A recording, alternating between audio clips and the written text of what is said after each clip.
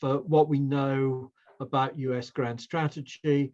I think one of the things which is most important to say about it is that there is a very considerable degree of continuity of US geostrategic policy since 2000. I'm not going to say with certainty that it's before 2000, but I've looked at the texts for 2000. And okay, Republican administrations and Democratic administrations ideologically dress the issue up in different ways, but the spinal core of the arguments is broadly the same. And then the question mark is, why is this the case? Mm-hmm. So I start with the Ukraine war and understanding the Ukraine war, and the kickoff point is that it's completely misleading to imagine that what we're concerned with is an unmotivated attack on Ukraine by Russia. The circumstances of what happened start with 2014.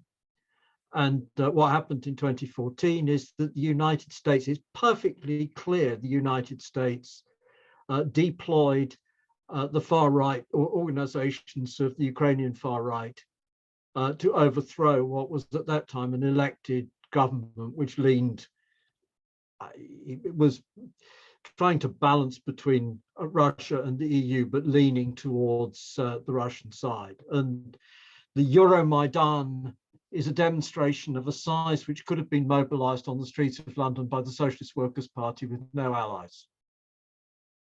But it's actually mobilized. It has some left naives of one sort and another engaged in it, but it's overwhelmingly dominated by the right sector and people who are basically the far right.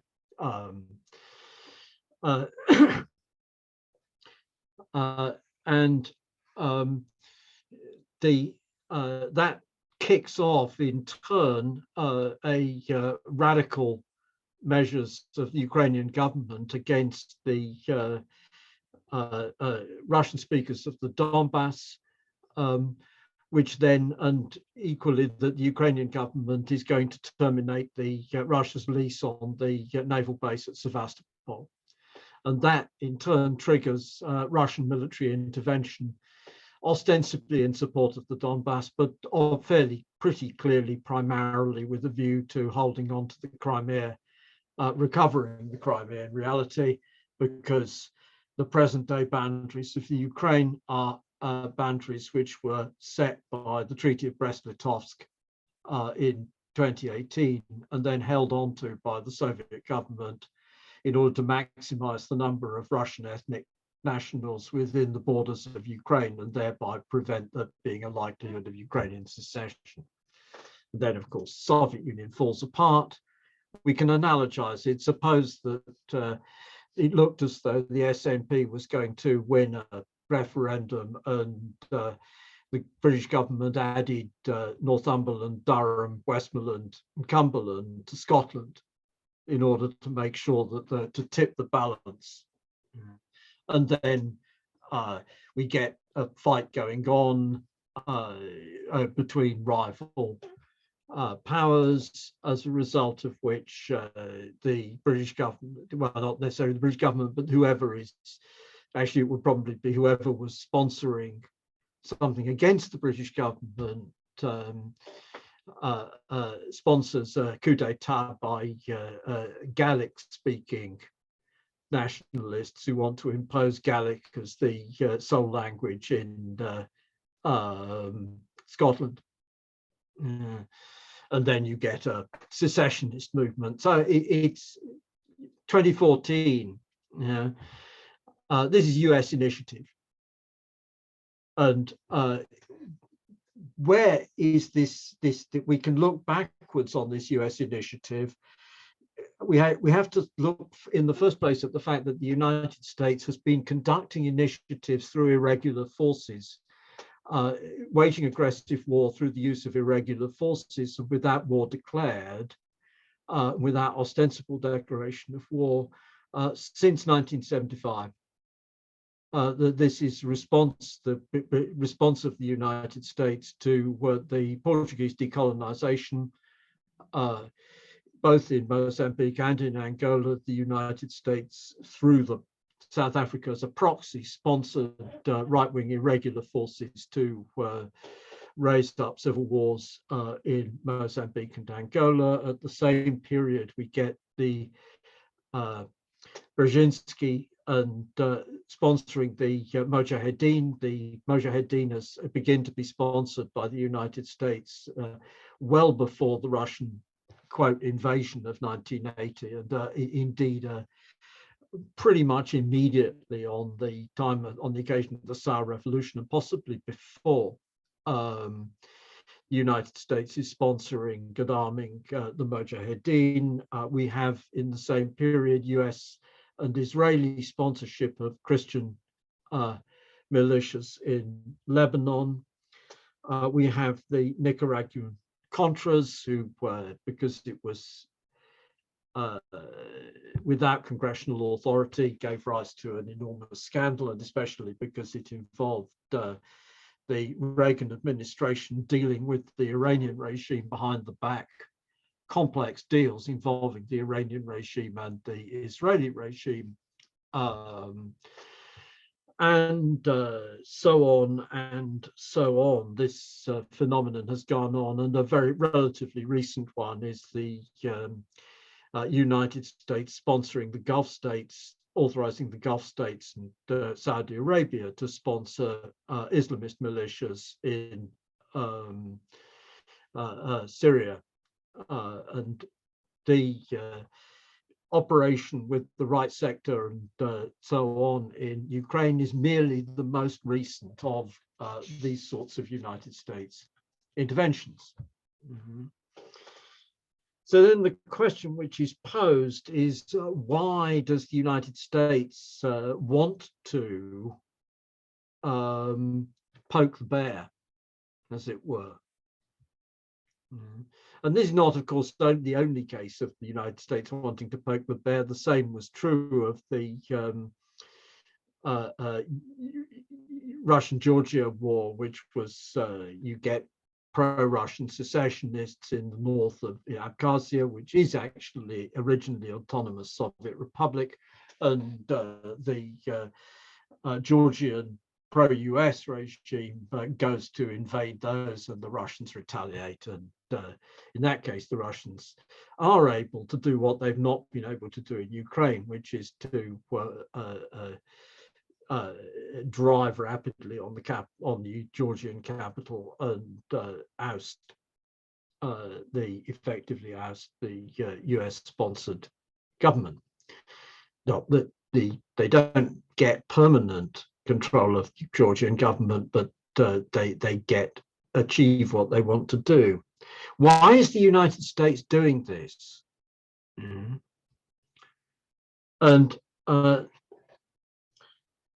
the answer is inter-imperialist rivalry, not inter-imperialist rivalry with Russia, because the problem with characterizing Russia as an imperialist state is it is not economically strong enough to be able to, and not neither economically strong enough nor militarily strong enough to be actually able to hold other countries in economic subordination.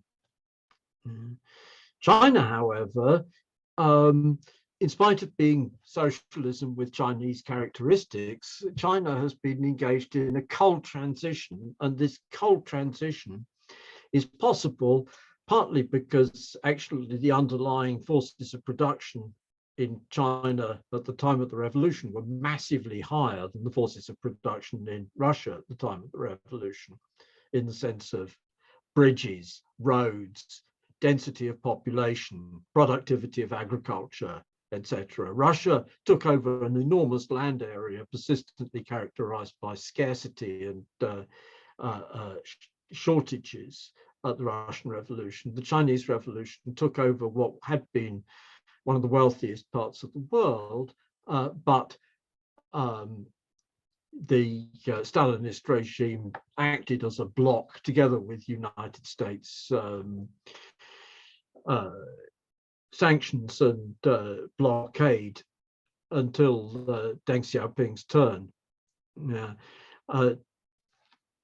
Then in that situation, however, China also has a large expat financial services sector based in Singapore, based in Hong Kong, and elsewhere offshore Chinese financial, so that the unification of Chinese economic growth within the framework of moving in the direction of capitalism and the existence of a large Chinese financial offshore Chinese financial services sector means that China can, as Japan did, move rapidly in the direction of joining the imperialist club. Not all the way, it's still doing it in the context of that still has a very large state sector of old Stalinist style industrial stuff. But it is in fact the case that China, through the Belt and Road Initiative and other initiatives, is engaged in very extensive overseas investment operations, which are in competition with, very directly in competition with the imperialist interests of the United States, and which the United States is seriously concerned about. And the United States is concerned particularly about China as a potential peer rival. Russia is not a potential peer rival as things now stand. It's the paradox about this. Russia is not presently an imperialist country, but it could become an imperialist country. If it's victorious in this war, it would be an imperialist country subordinate to China as the second-rank ally of China, in the same way that Austria-Hungary was the second-rank ally of Germany in the later 19th and early 20th century. From the United States point of view, the problem is to encircle China. It is a position of the United States and has been is a position of the United States Navy, was a position of the United States Navy adopted in the late 1940s, and continues to be a view of the United States Navy in strategic writing published in the early 2000s, that it is an essential security interest of the United States that the US Navy should have unfettered access to the coastline of China. That is, that the United States does not recognize the People's Republic of China. That's just a general thing. The US doesn't recognize the People's Republic of China. It has ad hoc diplomatic relations with the People's Republic of China. It recognizes the government in Taipei as the legitimate, in Taiwan as the legitimate government of China. So that the Nixon administration and subsequent US administrations have been able to agree to disagree with China on the basis that the US and China agree that China and Taiwan are one country. They just disagree as to what the legitimate government of that country is, with the US considering that the legitimate government of China is in Taipei and the Chinese government considering the legitimate government of China, including Taiwan, is in Beijing. If Taipei was the legitimate government of China and that was an enforceable position, then the United States would have free naval access to the coastline of China. But if, on the other hand, China is the legitimate government of China, Beijing is the legitimate government of China, then the question arises, okay, how can the US have free naval access to the Chinese coastline? Isn't that inconsistent with China having territorial waters? And indeed, the view of the United States is that the South China Sea and the straits between China and Taiwan are international commons. And the view of the United States, asserted, in fact, most recently in Biden's interim national security strategic guidance of 2021 is that we will continue to defend access to the global commons, including freedom of navigation and overflight rights. So the United States state has asserts and makes a claim in international law that the presidency, or the lawyers for the presidency, I should say, makes an international law claim that there is an international law claim to overfly other countries. The other countries don't have airspace sovereignty. The United States has right of access to other countries' airspace. But similarly, the United States claims to have right of access to sea space more generally. Okay, so the United States is engaged in a project of encircling China and thereby cutting off the competition which is posed by the Belt and Road Initiative and China's other overseas investment initiatives and so on. And this encirclement, it's a project not just of encirclement as such, but of aggressive encirclement, because it's also accompanied by the active promotion of secessionism in Xinjiang and in Tibet, and the active promotion of secessionism in Hong Kong. This policy of aggressive encirclement is in fact a repetition of the policy of the United Kingdom in 1900 to 1914 towards Germany.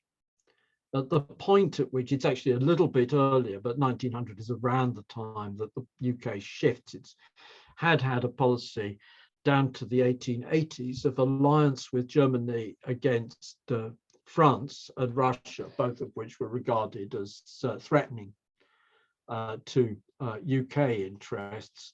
And then Germany got too strong and the United Kingdom started to promote the aggressive encirclement of Germany. And that led to the UK joining the Entente in 1905 and to the promotion of the Balkan Wars, which the object of which was to cut off the project of the Berlin-Baghdad Railway, to cut off a project of the Germany, Austria-Hungary expanding southeastwards by delinking them from the Ottoman Empire. And in the same way, the US operation in Ukraine has the object of the exercise is to defeat and knock out of the picture the Putin administration in Russia and replace that administration with a new Yeltsin, that is to say, a new pro-American shock therapy advocate who will then wind up and shut down Russian aerospace and arms manufacturing and probably accept the separation of at least the North Caucasus, which would then give the US and its allies through Georgia direct access to the Caspian, and thereby possibility of immediate linkage into the Central Asian republics without having to depend on complicated routes. So, which then fits in with the promotion of Xinjiang independence and so on and so on and so on and so on. So the object of the exercise, therefore, what we've got is a war which takes the form of a Russian invasion of Ukraine. But this form of the Russian invasion of Ukraine is in fact kicked off by US special forces operations which are directed to ensure that Ukraine should be within the US, very unambiguously within the US sphere of influence, and that Russia should get smaller and should cease to be a competing military and aviation producer, should be further deindustrialized in order to create the tighter encirclement of China, which is the real target. Let us suppose, just for the sake of argument, that the United States did succeed in knocking Russia out and fully encircling China, and that it goes on and there isn't a generalized nuclear exchange, and the United States succeeds without a generalized nuclear exchange in breaking up the Chinese People's Republic, the effect of which would be to have deindustrialization in China and to restore conditions analogous to the period of warlordism between the First and Second World Wars. Because the effect, this is all of these US interventions for the last 50 years have had this character that what's produced is not any new sort of order, but merely forms of localized warlordism and endemic civil war conditions. Knocking China out of the picture will still not solve the United States' problem. It will next be necessary to knock France and Germany out of the picture. And if we ask why that is the case, we don't need to talk about knocking Britain out of the picture because it's very extensively deindustrialized and in any case, no capability of developing an independent, political independence towards the United States. Why is this posed? And this is where I come back to the arguments of succession of national security documents of one sort and another, starting with the US Commission bipartisan, Democrat-Republican bipartisan US Commission on National Security involving, among other people, Gary Hart and Newt Gingrich. Really interesting combination, but it's a bipartisan commission which reported in April 2000. And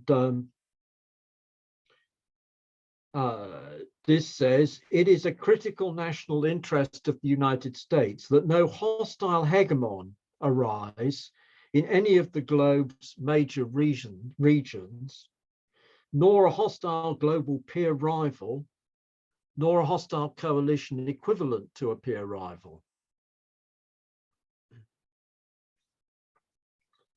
Reflected, the US should engage China constructively and with a positive attitude, but it must recognize that the potential for competition between the United States and China may increase as China grows stronger.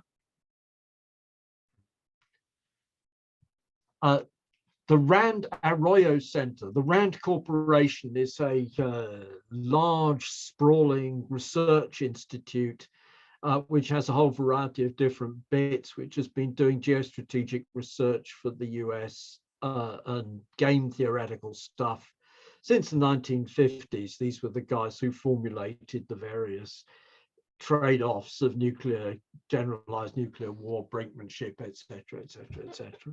The Rand Arroyo Center is a California branch of Rand, which is funded by the US Army.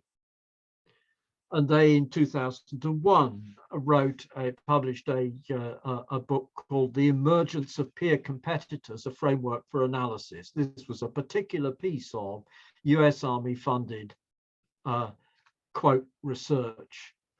I say quote research because it gives some indication of US military strategic thinking, but how good it is as a piece of academic research is in the highest degree questionable. The Rand Arroyo assessed that the US is a hegemon, and that the hegemon's problem is to remain one for as long as possible at an acceptable cost. If the hegemon sees a peer competitor emerging, it will impose additional costs on the proto-peer to slow its growth and prevent a challenge from emerging. Imposing costs can range anywhere from punitive trade measures to outright sponsorship of internal strife. Such conflict imposition is a tool of the hegemon in regulating potential challenges. And then somewhat later, however, the hegemon wishes to avoid direct armed conflicts. It can be expensive, may alienate allies, and can lead to overextension. What distinguishes, again, another later on, a peer from a peer competitor? The answer lies in the peer's foreign policy.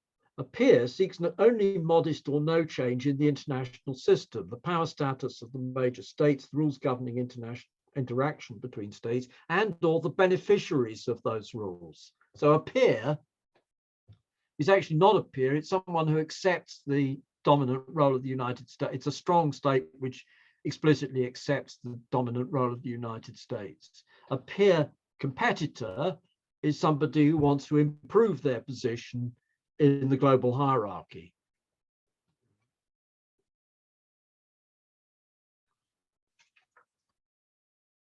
The hegemon, they say, has little leeway, since failing to respond to a challenger that openly violates its rules amounts to an admission that it cannot enforce the rules, leading to a loss of relative power between it and the challenger. And so they then go through, they've got a series of extremely artificially distinguished strategies of confrontation, co-optation, concessions, etc. And then they do pseudo-mathematical, game theoretical analysis of the different combinations of these strategies and their effects and so on and so forth. No reigning hegemon ever desires a power transition, for it entails the loss of the most privileged status and the decisive voice in establishing the rules. 2002, the Bush administration, the national security strategy of the United States of America,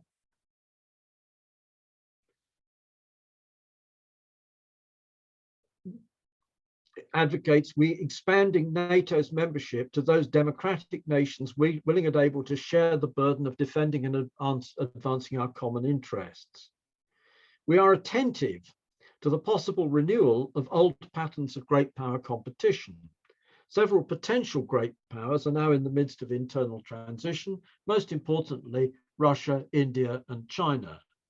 In all three cases, recent developments have encouraged our hope that a truly global consensus about basic principles is slowly taking place, which means to say, in reality, that Russia, India, and China all came in behind the United States in the, quote, war on terror, for diverse reasons, of course.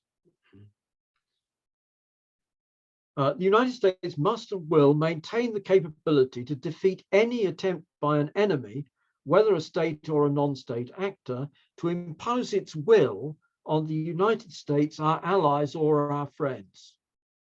So the United States is thinking in terms, US administrations are thinking in terms of the rulership of the United States over the rest of the world. They are not thinking in terms of a world of approximate states as approximate equals. And when they talk about a law-governed world order, they do not mean a law-governed world order in which the United States is subject to the same rules as anyone else. They mean a law-governed world order in which the United States makes the rules, that the United States is sovereign in the same sense that Charlemagne or Henry II of England or one of these guys was sovereign. We move to the Obama national security strategy of 2010.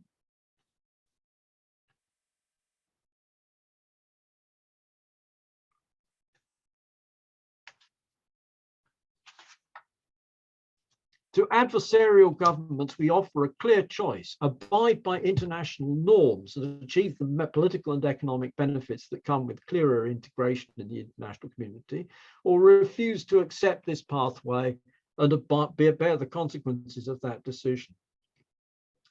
And The United States remains the only nation capable to project and sustain large-scale military operations over extended distances. We maintain superior capabilities to deter and defeat adaptive enemies and ensure the credibility of security partnerships. And again, rather later, we will continue to pursue a positive, constructive, and comprehensive relationship with China. We will monitor China's military modernization program and prepare accordingly to ensure that US interests and allies globally and regionally are not negatively affected. More broadly, we will encourage China to make choices that contribute to peace, security, and prosperity. Now we move to Trump, December 2017. An America that successfully competes is the best way to prevent conflict. Just as American weakness invites challenge, American strength and confidence deters war and promotes peace. Russia aims to weaken US influence in the world and divide us from our allies and our partners. Russia views NATO as a threat, and NATO and the EU as a threat. Russia is investing in new military capabilities. This creates an unstable frontier in Eurasia. And great power competition has returned. Today, they are fielding military capabilities designed to deny America access in times of crisis.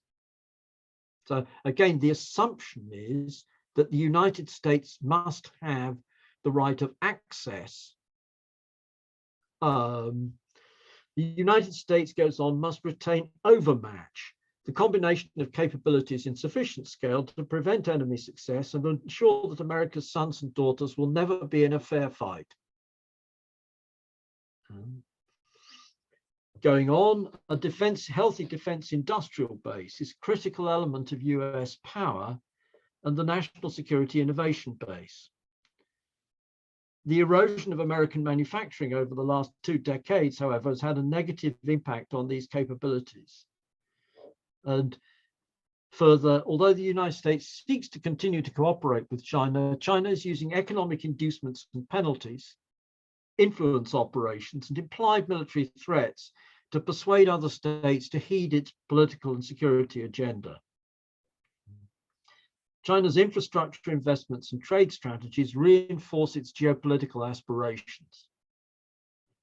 Its efforts to build and militarize outposts in South China Sea endanger the free flow of trade, threaten the sovereignty of other nations, and undermine regional stability.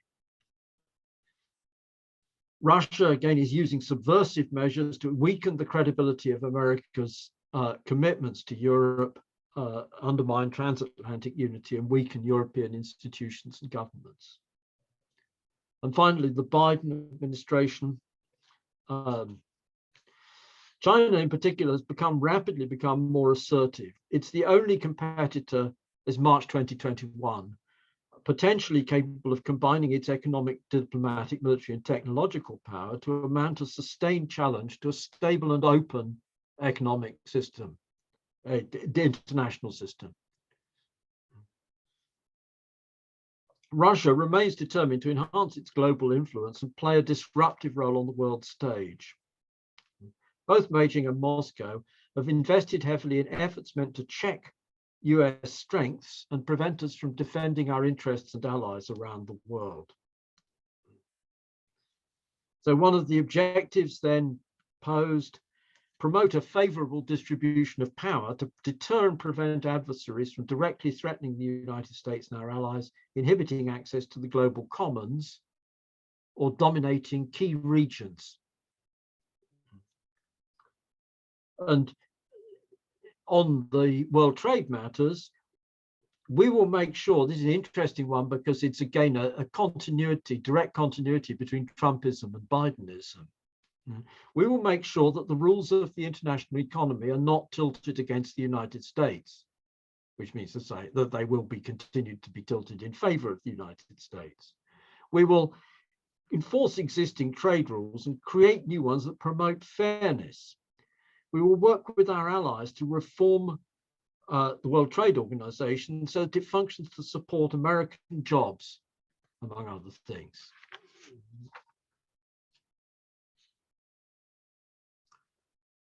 And we can ensure that America, not China, sets the international agenda,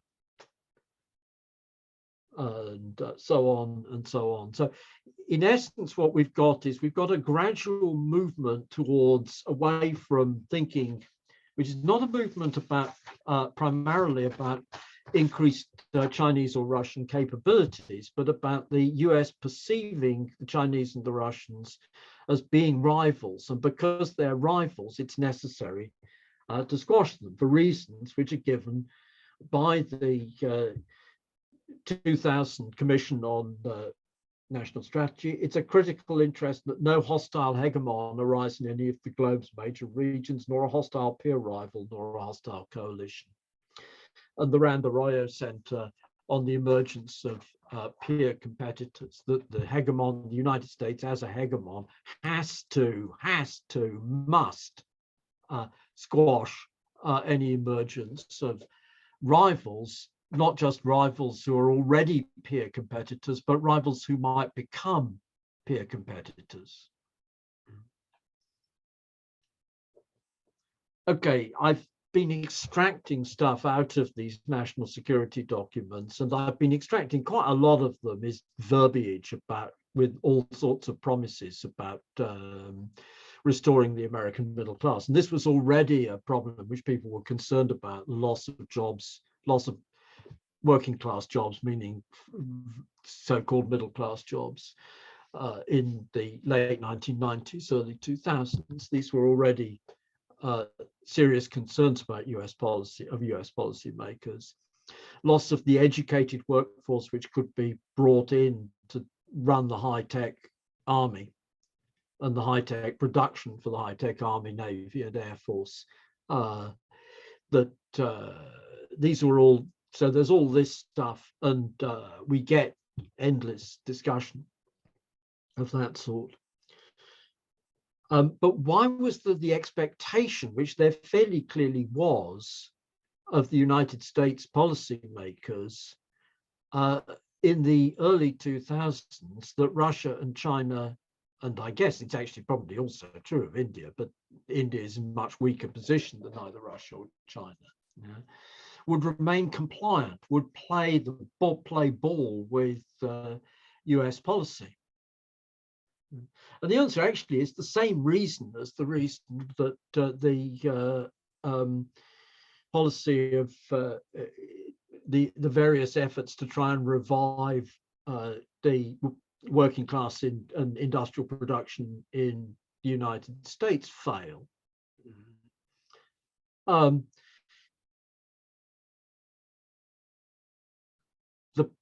I've written about this at very considerable length, and I'm not going to go into it at anything like the same length in the 4-part series of supplements on imperialism and the state. In essence, the problem, but to put it down very simply, in essence, the problem is that the logic of capital requires the existence of credit money. There is not enough gold and silver in the world to have pure commodity money. And interpersonal credit of the sort which existed in the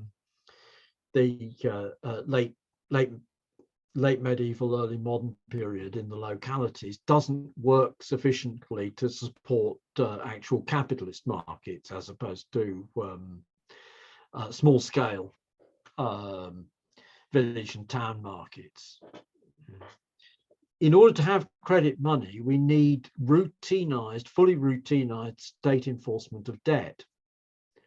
And as Yadira Gonzalez de Lara showed in relation to the relationships between Venetian money and the money of other Italian city-states, which has all been fairly extensively shown, successful regular state enforcement of debts, routinized enough so that an IOU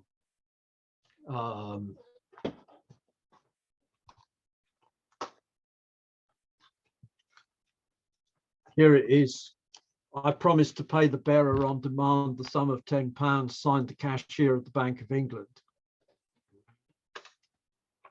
That this stuff can in order for this stuff to function as money, there has to be routinized state enforcement of debt. That's it's much the larger part of what the civil jurisdictions of court systems deal with.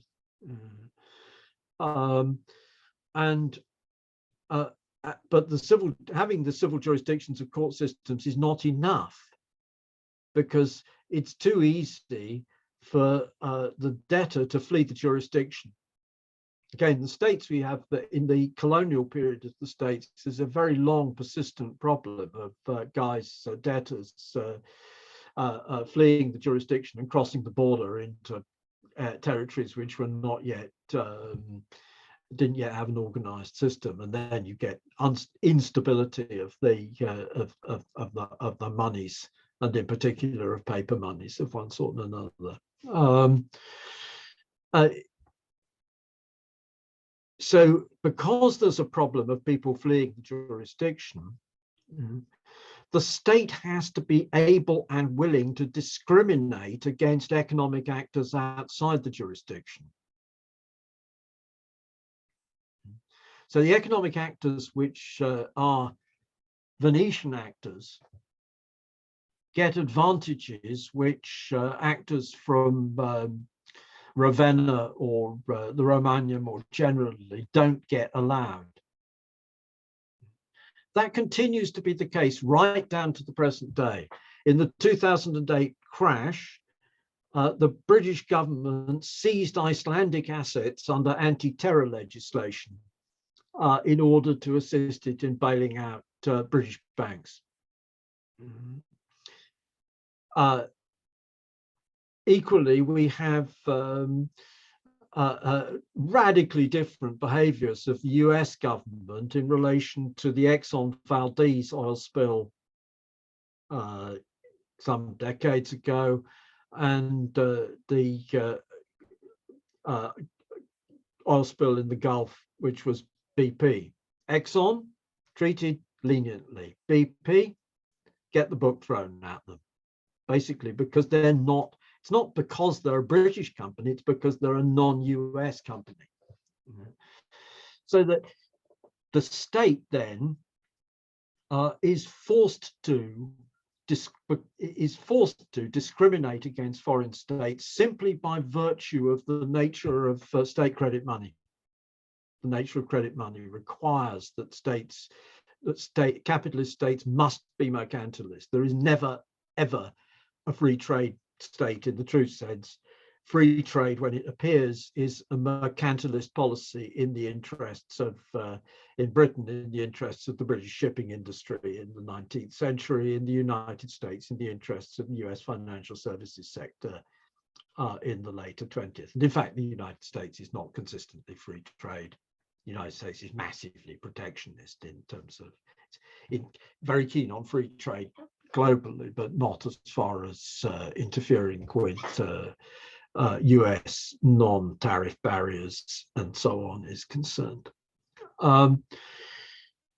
Because the state is forced to discriminate, because the state has to be, cannot, in order to function as a capitalist state, we can add equally the nature of how the capitalist class as a class directly rules the state.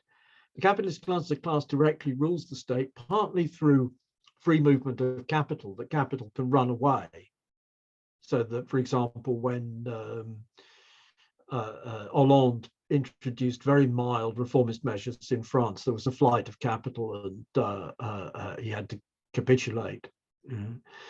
But equally through bribery taking the form of the application of advertising funds to pro-capitalist newspapers to drown out non-pro-capitalist speech, the direct bribery of public officials in the form of campaign donations, the free market in legal services, which amounts to the sale and denial of justice in violation of Magna Carta Chapter 29. So the capital rules over the state in the form of money. But it's a consequence of the credit money structure and the money is ranked by the strength of states. So that the dollar is the reserve currency. The pound was until 1940 the reserve currency, in spite of the Brits having to hand over loads of assets to the United States in paying for 1914-18, etc., etc. The pound remained, sterling remained the global reserve currency until the British strategic position was destroyed by the fall of France and Norway in 1940, and the British had to agree to hand over to the United States. And at that point, then, 1940-45, post-45, the dollar is the reserve currency. But then the corollary of that is that, quote, liberal democracy, or better called liberal plutocracy, where politicians are bought and capital has freedom of movement in the form of freedom of movement of capital as money, inherently carries with it the dictatorship of the country, which is the reserve currency country. So a liberal democratic, quote, liberal democratic regime inherently produces a regime which is subordinate to the United States. And in order, or in 19th century to Britain, in order to escape from that subordination, you have to adopt Bonapartism. And Bonapartism is what we've got in the form of Putin. It's what we've got in a slightly different form in the form of Xi. It's what we've had in the form of Louis Bonaparte in the 19th century, and so on. So the problem essentially is why, back to my point, why should the United States be driven to aggression towards Russia and China? Because they won't play ball. But why won't they play ball? Actually, the answer is because the United States cannot offer them. The United States talks about we should have a law-governed world order in which people compete without aggression and with et cetera, et cetera, et cetera. The United States can't offer that because the, quote, law-governed world order is a world order of rules made by the United States. The Plaza Accords in the 1980s, the Americans simply forced the Japanese to revalue the yen, and as a result threw Japan into the 40-year stagnation. The rules are just arbitrarily altered by the United States and in the interests of the United States, and the right to make the rules is explicitly made the basis of this is the value of hegemony by the Rand Corporation's analysis, and is explicitly defended by the Biden administration's national security policy. So the point is that the United States is driven to, it fails to deliver a law-governed world order. It can't deliver a law-governed world order because it's obliged by its nature as a capitalist state to discriminate in favor of US capitals. It can't do it because it's obliged to discriminate in favor of US capitals. It is unable to make the sort of concessions which would allow there to be a, quote, law-governed world order. It was able to do so temporarily in 1948 through 1971. But if we ask why the United States was able to make those concessions, the answer is Soviet tanks on the Elbe and mass communist parties in Western Europe and many other parts of the world. meant that it was necessary for US capitals to agree collectively through their state to make massive concessions. And this is exactly what the concessions are, what was taken away in the 1970s with the turns of Nixon breaking from Bretton Woods and the Carter administration turning from containment to rollback, and the movement into the employment of terrorists under Carter and Brzezinski.